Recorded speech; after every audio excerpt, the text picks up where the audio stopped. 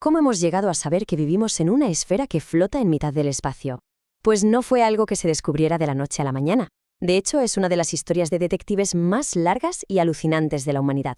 Así que vamos a meternos de lleno en este viaje de 2000 milenios para descubrir la verdadera forma de nuestro mundo. A ver, paremos un segundo a pensar en esta pregunta. Si lo primero que se nos viene a la cabeza es Cristóbal Colón, es normal, pero es uno de los mitos más extendidos de la historia. La verdad es mucho, pero que mucho más antigua, y sinceramente, bastante más ingeniosa. Resulta que para cuando Colón se hizo a la mar, cualquier persona con un mínimo de estudios sabía de sobra que la Tierra no era plana. El debate no era sobre la forma del planeta, ¿qué va?, sino sobre su tamaño. La verdadera historia empieza mucho antes, en el brillante mundo de la antigua Grecia. Aquí es donde arranca todo. En una época en la que los rayos eran cosa de Zeus y las cosechas dependían de Deméter, hubo algunos pensadores que se atrevieron a hacer algo totalmente radical: mirar el mundo a su alrededor y buscar explicaciones en la lógica y la observación, no en los dioses. Filósofos como Tales de Mileto, allá por el siglo VI a.C., fueron los pioneros. Sus primeras ideas, como que la Tierra era un disco plano, hoy nos pueden parecer un poco ingenuas, pero lo revolucionario no era la respuesta, sino la pregunta y el método. Empezar a usar la razón y la observación, sentando las bases para que otros pudieran construir sobre sus errores.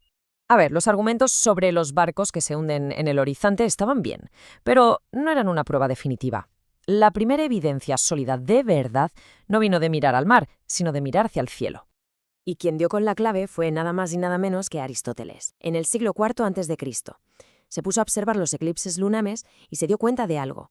La sombra que la Tierra proyecta sobre la Luna era siempre curva. Y claro, la única forma geométrica que proyecta una sombra circular desde cualquier ángulo es una esfera. ¡Bingo! La prueba era irrefutable. La Tierra tenía que ser redonda. Vale, saber que la Tierra es redonda es un paso enorme, pero ¿cómo de grande es? Resolver esto ya requería un nivel de genialidad superior, y aquí entra en escena un bibliotecario de Alejandría que midió el mundo usando poco más que un palo y su cerebro. La idea de Eratóstenes fue de una genialidad brutal, pero a la vez súper sencilla. Se fijó en que, en el solsticio, al mediodía, el sol no proyectaba sombras en Siena, pero en Alejandría, que estaba más al norte, sí lo hacía. Así que midió el ángulo de esa sombra y con eso calculó la diferencia angular entre las dos ciudades. Ese pequeño ángulo era solo una fracción de los 360 grados de un círculo completo.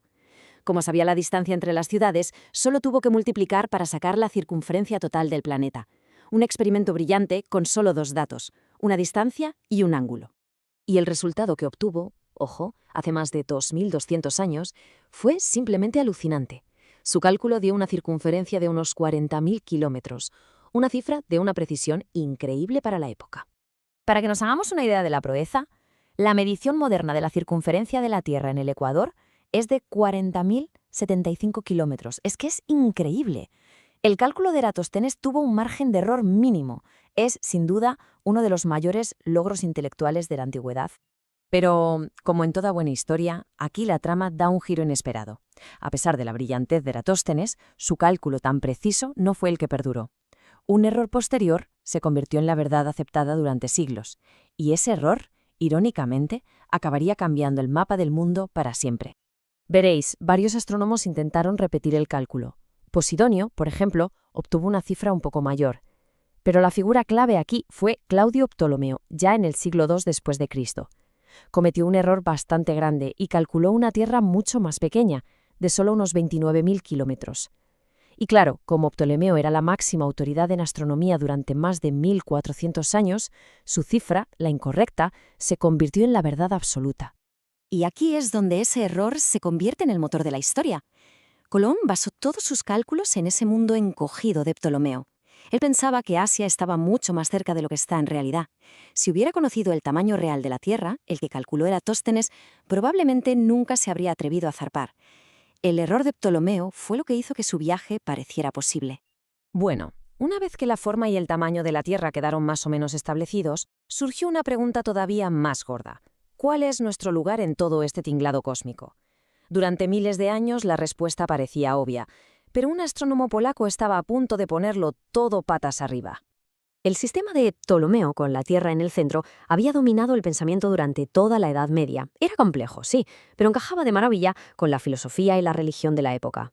Pero entonces llegó Nicolás Copérnico y propuso una idea radical. Oye, ¿y si el Sol, y no la Tierra, fuera el centro de todo? Copérnico se pasó décadas trabajando en su modelo heliocéntrico, en gran parte en secreto porque sabía la que se podía liar. Publicó su gran obra sobre las revoluciones de las esferas celestes justo en su lecho de muerte, en 1543. Fue un acto de valentía intelectual tremendo que puso en marcha una de las mayores revoluciones científicas de la historia. La idea de Copérnico era matemáticamente más sencilla, pero le faltaba algo clave: pruebas directas, algo que se pudiera ver. Y eso cambiaría gracias a un hombre, un invento revolucionario y el valor de mirar a los cielos y creer en lo que estaba viendo. Galileo Galilei no inventó el telescopio, pero fue el primero que pensó, a ver qué se ve si apunto esto para arriba. ¿Y lo que descubrió? Bueno, lo que vio desmontó el chiringuito por completo. Vio lunas girando alrededor de Júpiter, lo que probaba que no todo en el universo giraba en torno a la Tierra. Y además, observó que Venus tenía fases como nuestra Luna, un fenómeno que solo se podía explicar si Venus daba vueltas alrededor del Sol. Pero el verdadero legado de Galileo fue cambiar las reglas del juego. Con él, la astronomía dejó de ser un simple ejercicio de filosofía y matemáticas para convertirse en una ciencia de observación directa. Su telescopio se convirtió en una máquina de la verdad, que nos reveló un universo mucho más extraño y maravilloso de lo que nadie se había atrevido a imaginar. Claro que sus descubrimientos le salieron caros. La Inquisición lo juzgó por herejía y lo obligó a retractarse, condenándolo a arresto domiciliario de por vida. Cuenta la leyenda que justo después de negar sus ideas, murmuró por lo bajo, y sin embargo se mueve, refiriéndose a la Tierra. Sea verdad o no, la frase se ha convertido en un símbolo de que la verdad científica siempre se abre paso, por mucho que se intente silenciar. Toda esta historia, desde una sombra en un pozo hasta las lunas de Júpiter, nos recuerda que nuestro conocimiento siempre está en construcción. Las verdades que hoy parecen de piedra pueden ser cuestionadas mañana por nuevas evidencias, lo que nos deja pensando, ¿cuáles de nuestras certezas actuales les parecerán tan pintorescas como una Tierra plana a las generaciones del futuro?